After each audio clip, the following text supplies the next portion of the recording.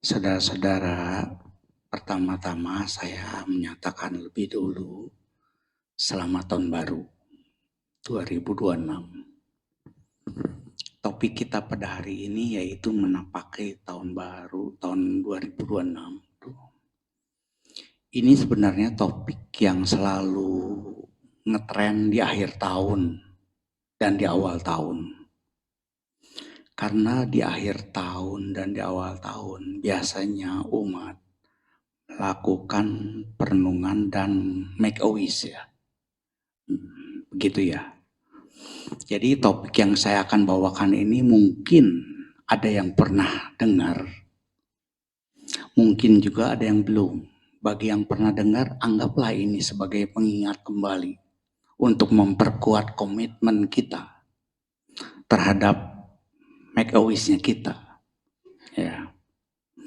Saudara-saudara, di dalam kehidupan sehari-hari, kita manusia ini ibaratnya kita ada di lautan, samudra. Samudra yang diombang-ambingkan ombak. Terbawa ke kiri, ke kanan, ke depan, ke belakang, terombang-ambing. Nah, kalau dengan demikian, banyak badai lautan itu. Mirip dengan kehidupan kita, banyak penderitaan. Ada juga senangnya sedikit-sedikit seperti di laut, begitu kan? Pemandangan indah dan sebagainya, ya kan? Nah, mereka yang terombang-ambing di tengah samudra, kebingungan biasanya. Kapan nyampe ke pulau? Nah, mereka akan mulai gembira, ceria apabila menuju ke pulau itu kalau ada apa? Kalau ada mercusuar, ya kan? Ada mercusuar, ada lampu merah aja, langsung gembira. Dia belum lihat daratannya, tapi dia udah pasti tahu itu arah menuju daratan mercusuar itu. Mereka gembira, mereka akan berlayar menuju mercusuar itu di pinggir lautan hingga sampai ke pantai. Ya. Nah, demikian juga dengan kita seperti itu.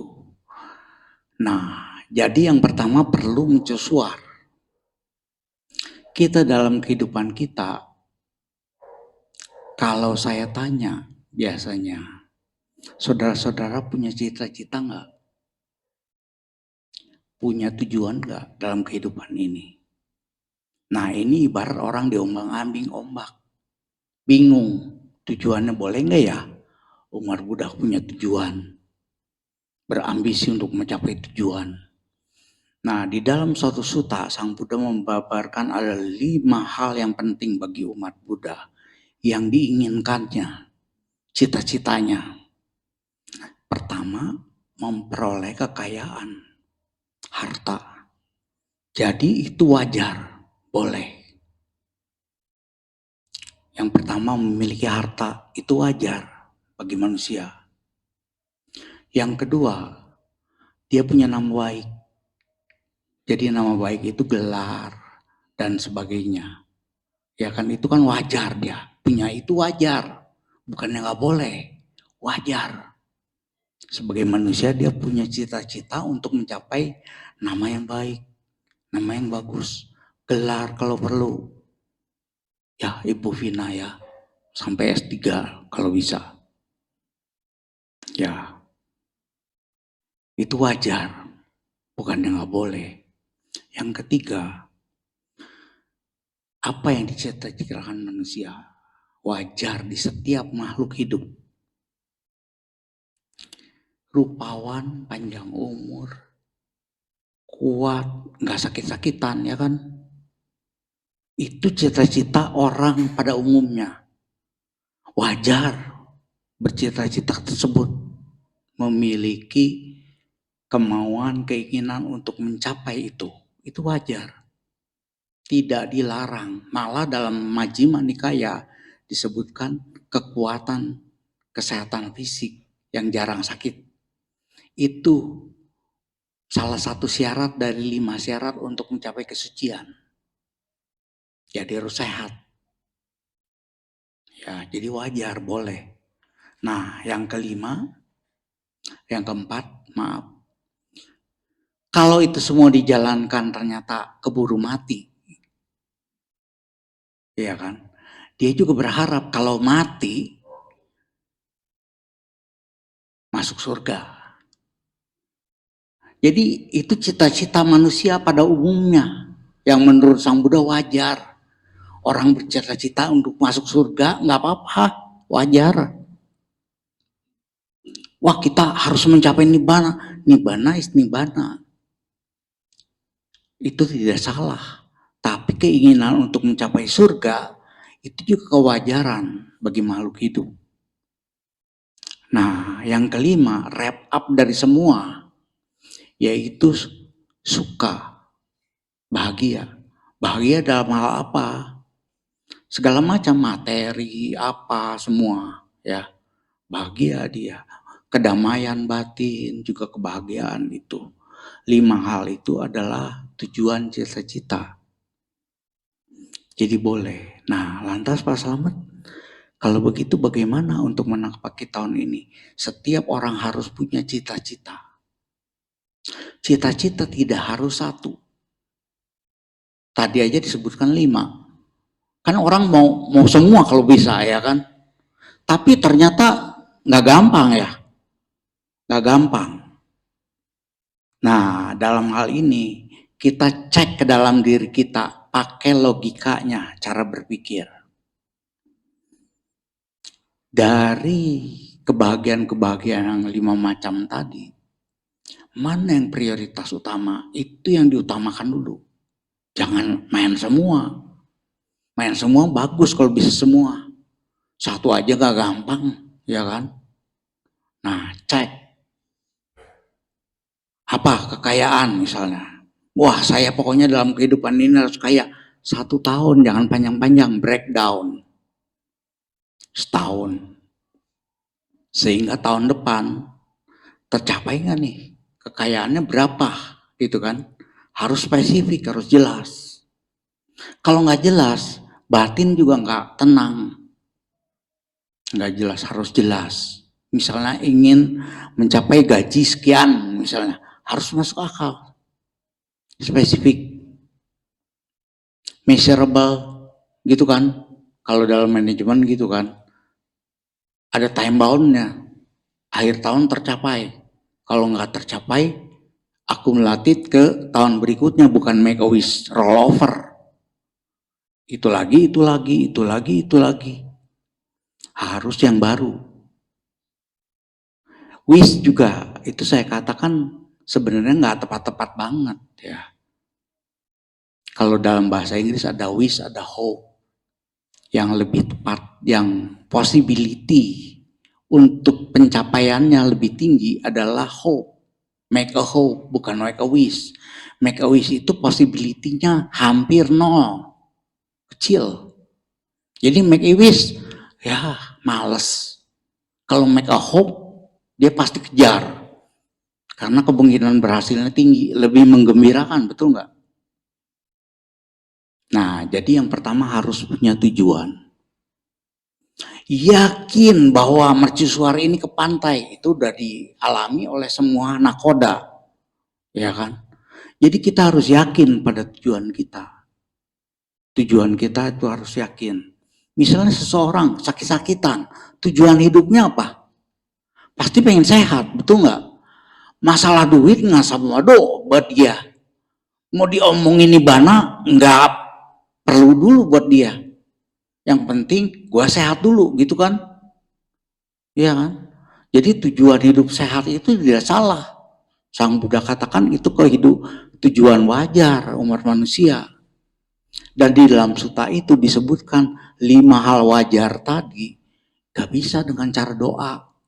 Doa saja tok. Artinya apa? Harus action, eksekusi. Saya pernah ngobrol-ngobrol dengan pemilik perusahaan macam-macam. Ya. Saya pernah bertanya, apa sih kegagalan selama ini bagi perusahaan-perusahaan? Dia menjawab, kita nih kebanyakan strategi. Strategi tidak salah. Itu kan bagus ya. Nyusun rencana bagus nggak? Bagus. Rencana kan tadi rencana pengen kaya gitu kan. Bagus. Ya. Tapi kebanyakan no action talk only. No action. Nggak ada eksekusi. Rencananya udah bagus, perfect 100. Tapi kalau nggak ada eksekusi, nol. Seperti umat Buddha. Buddha Dhamma bagus, bagus. Bisa, bisa. 100 ujian. Nggak ada praktiknya. Nggak akan mencapai nibbana. Nol. Ya. Nah setelah itu baru kita kaitkan dengan Iddhipada. Iddhipada 4 ini ada 4 ya. Saya baca di Abhidhamma, Iddhipada itu ternyata adalah adipati 4. 4 faktor yang mendominasi batin seseorang. Kalau dia melaksanakan itu, dimanapun, di alam manapun, dan sebagai makhluk apapun tumimba lahir, dia pasti akan menjadi pemimpin. Minimal kepala keluarga, kepala RT, kepala organisasi, kepala perusahaan, kepala daerah, kepala negara, kepala dunia. Itu punya 4 syarat ini, yaitu canda. Tadi kan udah punya tujuan ya, dan yakin kan. Pertama punya canda. Canda ini yang sering orang katakan keinginan. Sebenarnya ini hasrat untuk mencapai tujuan. Bedakan dengan loba, melekat untuk mencapai tujuan. Nah ini tipis nih. Ya kan?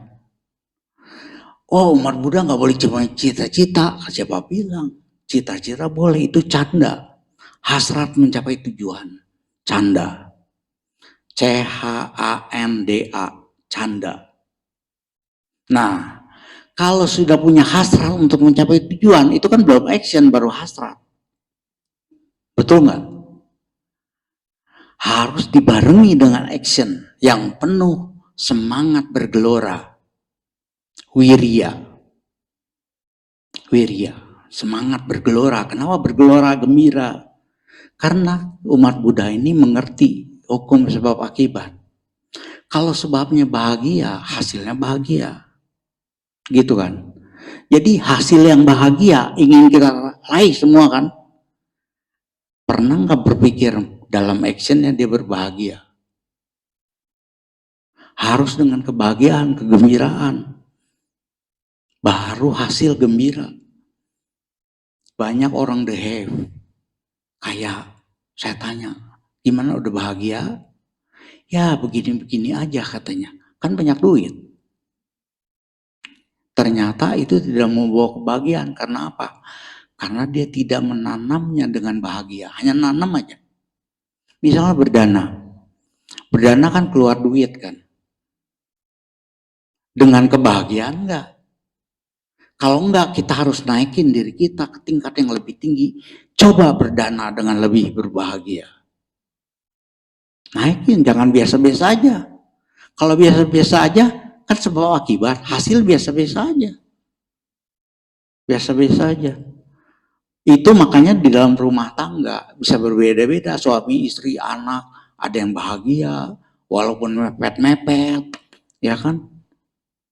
Gitu. Tapi ada yang nggak bahagia, dia keluar uang banyak, bisa, tapi nggak bahagia, terpaksa misalnya. Ya, atau biasa-biasa, ya kan? Kita kan pengennya bahagia, betul nggak? Maka berbuat harus dengan berbahagia.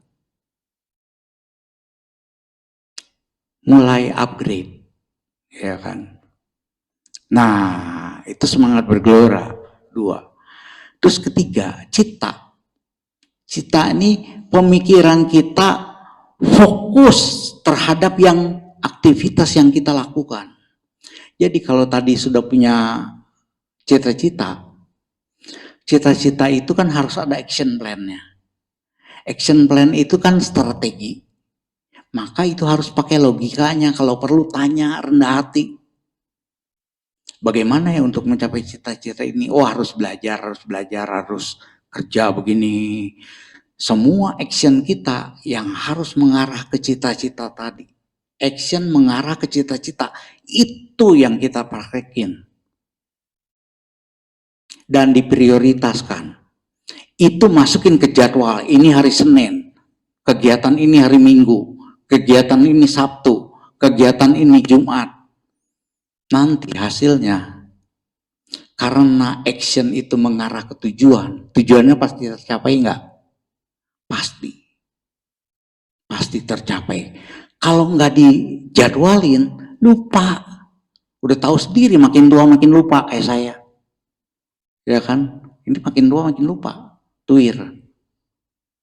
Makin tua makin lupa. Ya, mumpung kita masih sering ingat, jadwalin yang mencapai tujuan kita. Ini hari ini, jadi udah pasti ada jadwal kegiatannya kan. Action dengan semangat bergelora tadi, fokus. Kalau sedang melakukan itu, lakukan itu.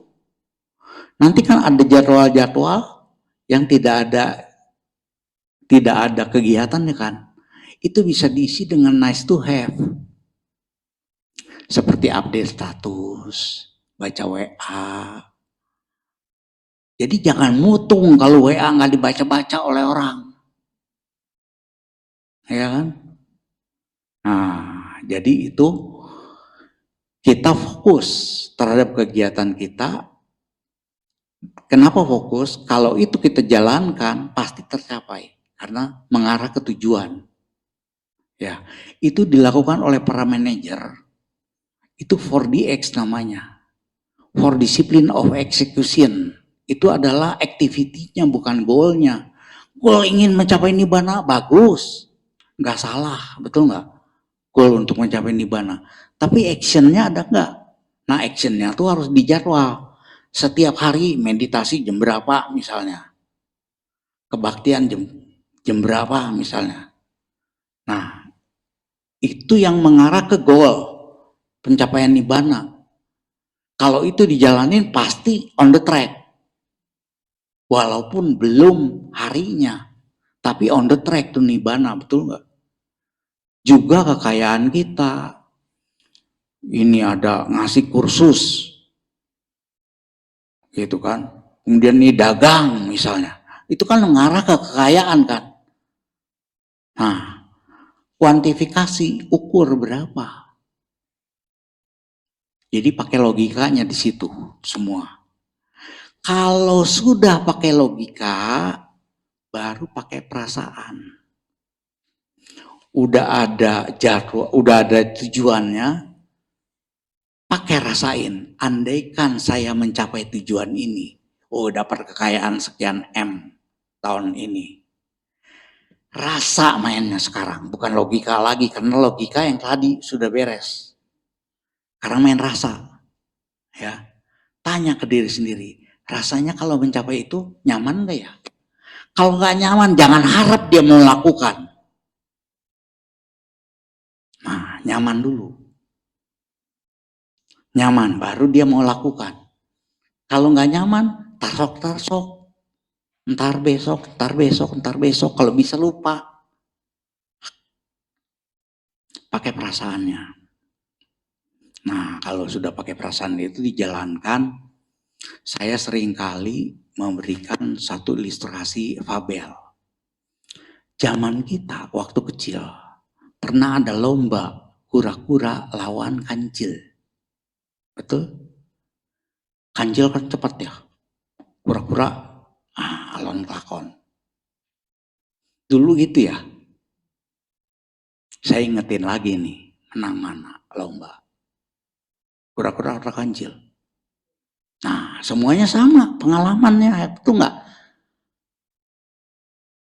Menang kura-kura ternyata. Artinya apa yang kita pelajari dari cerita itu? Kura-kura itu pelan bisa berhasil loh. kalau dia tekun. Jalanin dengan semangat, bergelora. Jalan terus, walaupun kancil cepat dari duluan. Dia tetap aja gembira, karena tujuannya udah pasti ada. Jalan terus, ternyata bisa berhasil. Jadi lambat itu tidak salah. Bisa berhasil. Tapi sayangnya, waktu dulu cerita belum upgrade. Sekarang handphone aja setahun berapa kali upgrade. Betul nggak? Upgrade ceritanya. Kancil sama kura-kura, kancil pikir meninjau, wimangsa yang keempat, peninjauan ulang. Kenapa saya kalah? Apa yang belum saya lakukan? Dia tinjau semua, apa kelebihan si kura-kura? Apa kelebihan saya? Oh, saya bisa lari cepat. Kancil, itu yang keempat ya, peninjauan ulang wimangsa ya. Wimangsa. Kancil melakukan wimangsa. Kalau saya cepat konsisten, pasti mencapai nih goal. Nggak kalah oleh kura-kura. Makanya di cerita yang kedua, upgrade version. Nanti bikin aja sendiri upgrade-nya ya. Kancil nantang kura-kura lagi. Kura-kura, kita lomba lagi. Nggak mungkin gua kalah. Pasti menang. Karena dia udah tinjau kan. Lari harus secepat-cepatnya, jangan lengah gitu kan. Lengah nggak mencapai. Nggak lengah mencapai. Kancil nantang kura-kura lagi. Kura-kura pada perlombaan pertama kan menang. PD-nya tinggi nggak? Tinggi. Gunakan pencapaian-pencapaian kecil teman-teman, Bapak Ibu ya. Itu membuat senang loh. Mencapai kecil-kecil nggak apa-apa. Membuat PD tinggi, betul nggak? Anggap sebagai kura-kura tadi, dia mau lomba yang kedua, dia punya keyakinan nggak? Punya kan? Oke, lu beli gua, lu jual gua beli, gitu kan? Tantangin, ayo kita lomba lagi, versi kedua, lomba. Nah, kancil karena sudah mereview, lari secepat-cepatnya sampai tujuan. Jadi versi kedua menang mana? Menang kancil karena larinya cepat. Yang cepat lebih dulu sampainya daripada yang lambat. Ingat, untuk cepat itu bisa ada yang bakatnya cepat. Tapi ada yang cepat itu karena dia punya kemampuan menguasai bidang dia. Sehingga dia kerjanya cepat. Gitu kan. Jadi kalau kerja jangan setengah-setengah. Kuasai bidang itu. Detail. Sampai orang lain gak bisa. Dia yang bisa ahli masak Indomie. Gak gampang loh itu. Tapi kalau orang yang udah ahli masak Indomie, orang yang biasa-biasa kalah, lewat. Ya.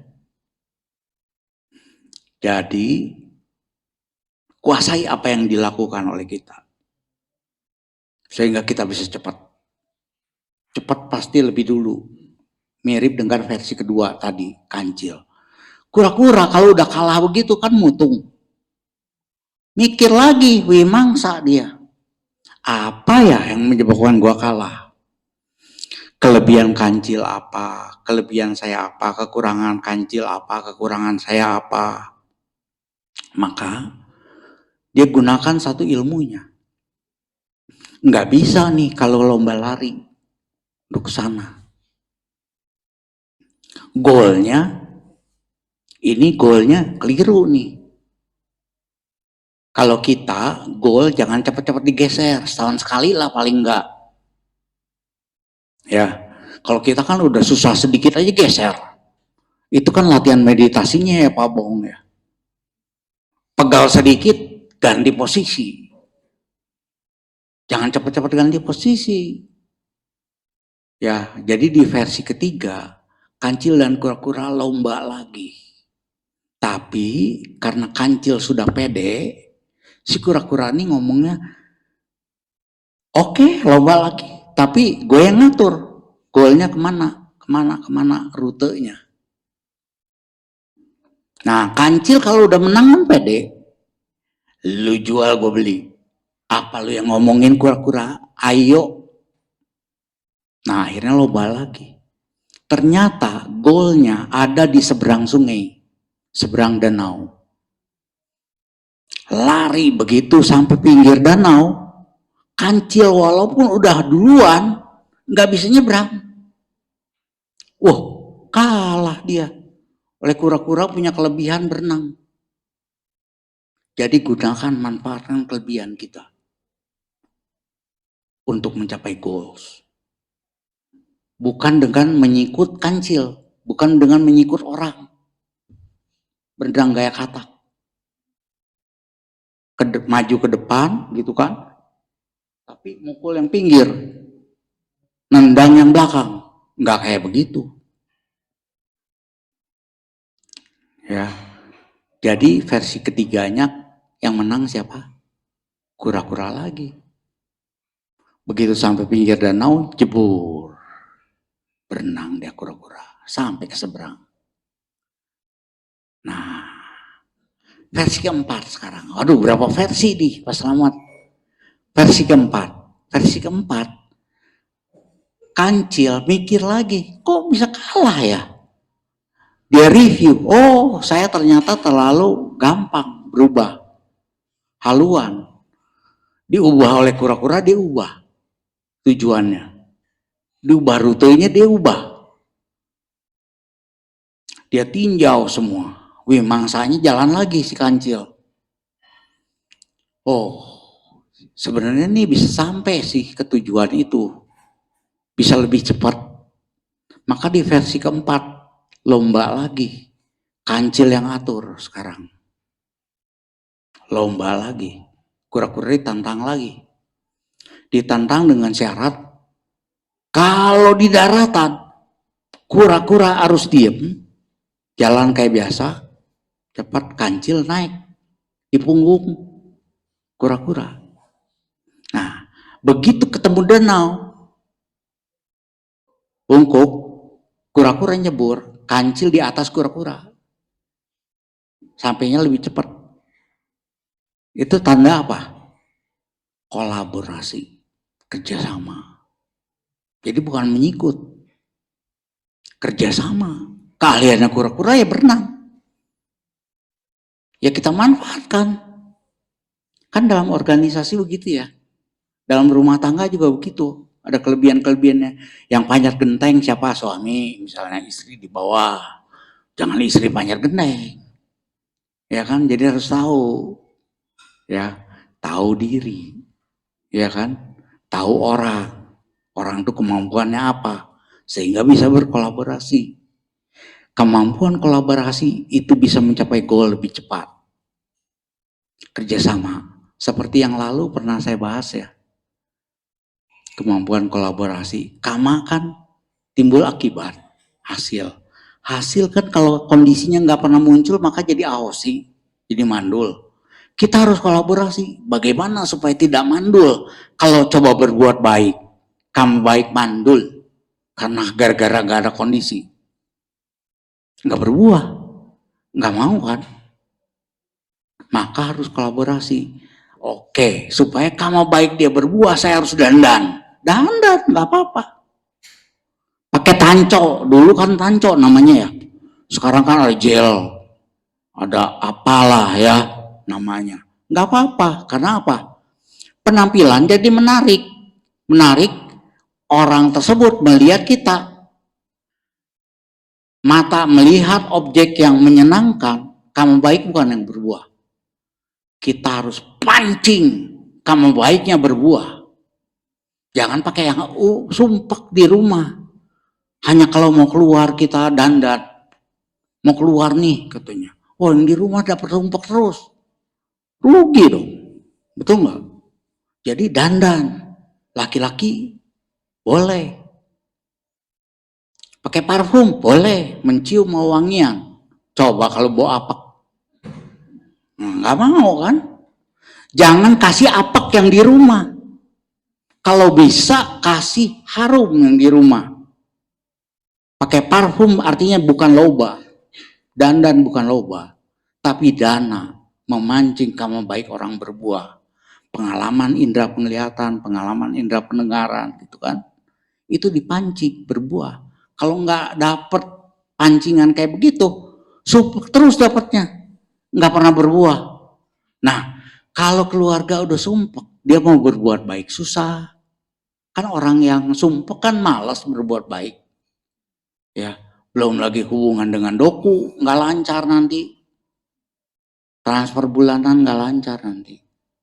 Nah, jadi harus dipancing sama baiknya supaya berbuah. Pujian, ya kan, jangan pelit-pelit. Oh, umat Buddha nih pelit sama muji. Jangan pelit. Kalau memang layak untuk dipuji, puji supaya kamu baiknya berbuah. Kalau enggak dia haus pujian. Nah, orang yang haus pujian bukan anak kecil aja. Ke bawah sampai tua loh. Dia nyari. Akhirnya dapat di luar rumah. Berupa game, narkoba, geng, perang. Lari ke sana. Kalau udah begitu, kita mengobatinya susah. Ya kan? Karena kamu baiknya dapat dari game. Akhirnya dia main game terus. Ketagihan game. Dapat dari narkoba. Akhirnya ketagihan narkoba. Dapat dari geng. Berantem. Ketagihan berantem. Padahal dia butuh itu. Butuh perhatian. Supaya orang bilang itu memancing loba Pak Slamet. Enggak lah. Daripada loba seumur hidup, dia nyari pujian. Mendingan loba sebentar, betul nggak? Kasih dulu. Mirip dengan obat berselaput gula. Oh itu mah gula, sebentar. Tapi ada obatnya, betul nggak? Kasih kebijakan gitu kan. Dia baru mau dengar. Coba kalau Li sumpah mau dengar. Dengar nama, boro-boro. Iya kan? Tapi kalau lagi gembira, dengar nama mau nggak? Mau. Baru bisa nih nasehatin masuk. Jadi ingat prinsip pel berselaput gula. Kasih gula sedikit, tapi di dalamnya ada pil yang mengobati dia. Baru kasih kebijaksanaannya, baru kasih nasihatnya. Tapi kebanyakan anak-anak sekarang sebagai apa? Debt collector. Sudah belajar belum? PR udah bikin belum? Makan apa? Udah belum? Kan kalau telepon ke anak gitu. Padahal anak mungkin excited kalau dia butuh sesuatu yang dia ungkapkan ke orang tuanya. Nah, hari ini kamu bagaimana, nak? Kamu kan gembira, cerita-cerita dong dikit, bagi-bagi gembiranya. Nah, anak kecil kalau cerita menggembirakan dia, mau nggak ngomong? Lebih mau ngomong dibandingin nih penderitaan, betul nggak? Dia ngomong, puji, bagus nak, makasih nak, jangan lupa nak, PR do nak, udah bikin belum? Nah, baru masuk pelnya. Tadi gulanya, gembiranya, betul nggak? Daripada dia nyari seumur hidup loh, sampai tua. Kebetulan saya nanganin orang-orang stres. Jadi ada salah satu orang stres itu cukup tua, bayangkan 70 tahun. Dikasih nasihat nggak bisa oleh istrinya. Beresnya dapatnya oleh apa? Oleh pembantunya. Nah lo, jangan sampai ibu bapak di rumah ada pembantu, nggak denger suami, nggak denger istri, tapi dengernya pembantu. Itu di luaran udah banyak. Jangan sampai kita keluaran. Kalau dilihat dari roman-roman mukanya di sini nggak ada yang kena gitu. Iya. Di luar udah banyak yang begitu. Nggak didengar. Pokoknya salah aja pasangan. Mau bener mau enggak salah aja disebutnya. Tapi kalau pembantunya ngomong bener aja. Artinya apa? Figur otoritasnya ada di pembantu. Jadilah sekarang figur otoritas masing-masing. Supaya bisa diikuti oleh orang. Orang lain enggak, pasangannya atau keluarganya enggak mencari dari luar. Tapi udah dapet gitu kan dari dalam sendiri. Ya jadi tadi semangat bergelora itu wirya, istilah abhidhamanya ada di Mahasakuludayi Sutta. Wirya itu esensinya adalah min plus plus. Min itu dia harus bergelora. Ketika melihat yang negatif, ditekan oleh dia dengan gembira, dia menekan yang negatif sampai berkurang. Kalau di perusahaan, yang negatif kalau bisa dihindari, betul nggak? Nah, kemudian ada negatif di luar, jangan diadopsi, jangan diambil, gitu kan? Di perusahaan lo itu loh, organisasi juga begitu. Ada yang negatif di luar, amit-amit, kita mah nggak mau, gitu kan? Nah, gitu caranya. Yang kedua, kalau dalam diri sendiri, kok dia bisa ya? Gue nggak bisa tuh yang kayak gitu. Jangan coba mencontek yang negatif. Yang negatif. Weh, solider dong. Nah, makanya jangan cari teman yang senasib. Cari teman yang lebih hebat. Jangan yang senasib. Yang senasib pasti lebih jatuh. Nah, yang positif sekarang. Kalau di luaran ada yang sesuatu yang positif, yang kita belum punya, organisasi kita belum punya, perusahaan kita belum punya, kita diri sendiri nggak punya, contek aja pakai ATM. Ambil, tiru, modifikasi sesuai keinginan kita, kemampuan kita. ATM, ambil, tiru, modifikasi. Kalau sudah ada yang positif di kita, oh di kita udah ada nih kelebihan nih. Kok orang lain belum ada, perusahaan kita belum ada, orang lain belum ada, perusahaan kita udah ada, perusahaan kita, organisasi kita udah ada, organisasi lain belum ada.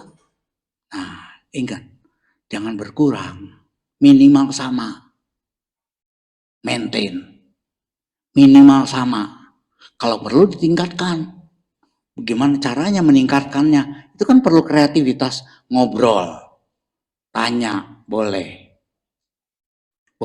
tanya. Nah, jadi wirya yang tadi semangat bergelora adalah semangat min plus plus. Sebenarnya dia melakukan, tapi melakukannya gimana caranya improvement gitu kan, sehingga makin bagus. Nah, dia melakukan, dia fokus melakukannya. Sudah beres, menjelang akhir tahun, jangan nunggu akhir tahun. Walaupun target setahun, 3 bulan sebelumnya tinjau di situ, wimangsa, tinjau. Saya udah melakukan ini belum ya? Udah, oh pasti mencapai nanti, ya kan? Oh saya belum, nah hidup dong, betul nggak? Percepat, kalau perlu tambah porsinya. Jangan menunggu akhir tahun. Kalau menunggu akhir tahun telat, goalnya udah bel. Goal itu nggak salah, tapi kebanyakan orang nunggu goalnya tercapai. Itu sudah telat. Di akhir tahun make a wish, sudah telat, goalnya udah lewat. Jadi 3 bulan sebelumnya, Oktober lah, Oktober review di situ. Wimangsa itu meninjau ulang dengan segala macam kebijaksanaan kita, termasuk teori-teori, buku boleh, ya nggak salah, nanya juga boleh, ya. Wimangsa itu namanya. Idipada keempat. Itu kalau di Abhidhamma namanya road to power, road to success. Jadi di ajaran Buddha itu ada Bodhipakya Dhamma, itu untuk mencapai pencerahan dibagi 7, 4, 4, 4, 5, 5, 7, 8, 4, 4, 4. Dari 3 yang 4 tadi ada 4 idipada namanya untuk mencapai pencerahan. Orang yang mencapai pencerahan pasti harus mengembangkan idipada ini, 4 ini. Nah, dalam kehidupan kita bagaimana? Refleksi 4 versi tadi. 4 versi kancil kura-kura. Masukin ke situ. Jadi kancil kura-kura aja udah melaksanakan itu loh. Dia udah yakin dulu terhadap gol.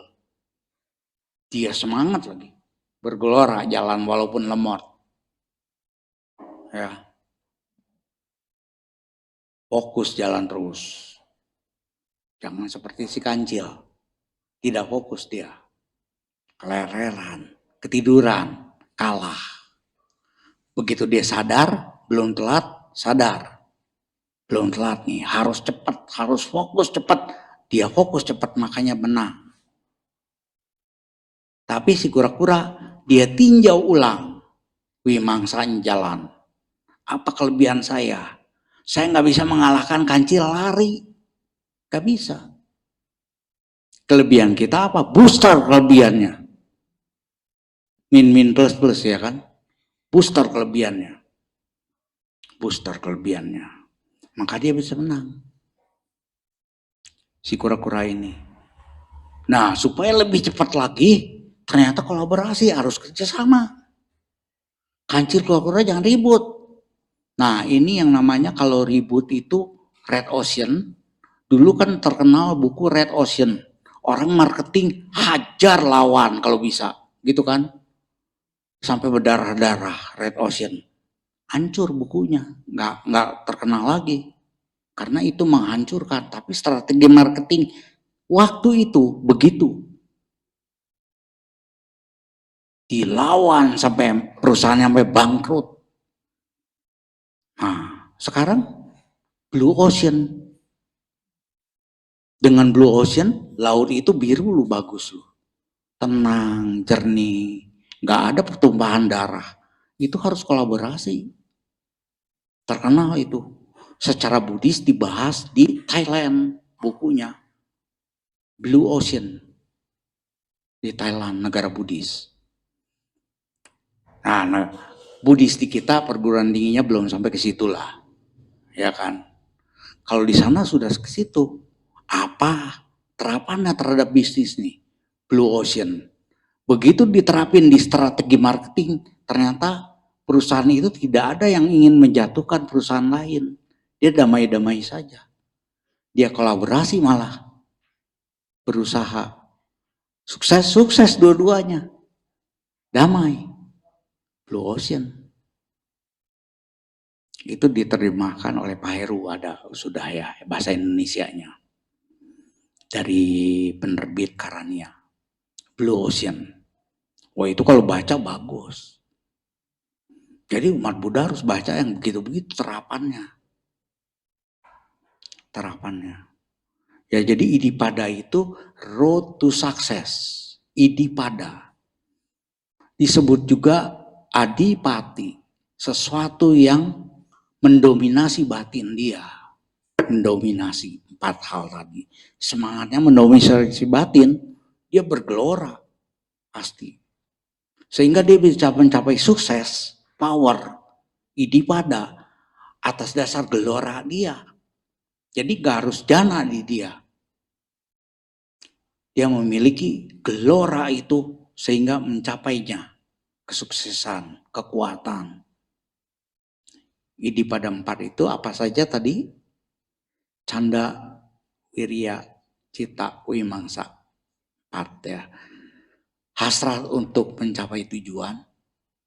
Hasrat untuk mencapai tujuan. Saya semoga-moga tahun ini bisa lebih sehat. Nah itu udah tujuan. Boleh. Hasrat. Cita-cita. Bukan loba. Loba itu dia melekat. Dia haus untuk mencapai itu. Sehingga kalau nggak tercapai, kecewa banget. Itu loba namanya. Tapi kalau ini cita-cita, cita-cita. Nggak tercapai, make a wish lagi, betul nggak? Di akhir tahun, make a hope lagi. Tapi a hope-nya sudah advance. Apa ditinjau dulu yang udah dilakukan, apa yang belum dilakukan sehingga ini delay. Ya kan? Tahun ini kita harus melakukan ini. Sama kita juga menjalani tahun 2016 adalah umat Buddha adalah tahun eksekusi. Jalan, praktik. Bukan tahun teori. Teori mah kalau wihara Dhamma Caku udah banyak ya. Ya udah ahlinya ini, termasuk kandang macan di sini. Iya, terkenalnya di luar kandang macan nih Bogor, Damacaku nih. Teori itu hebat-hebat. Nah, 2016 adalah tahun untuk eksekusinya. Bagaimana kita mencapai tujuan kita? Itu penting. Nah, ibu-ibu, bapak-bapak, demikian sedikit Dhamma Desana dari saya. Kalau masih ada waktu, saya persilakan untuk tanya jawab. Saya kembalikan dulu kepada moderator. Terima kasih.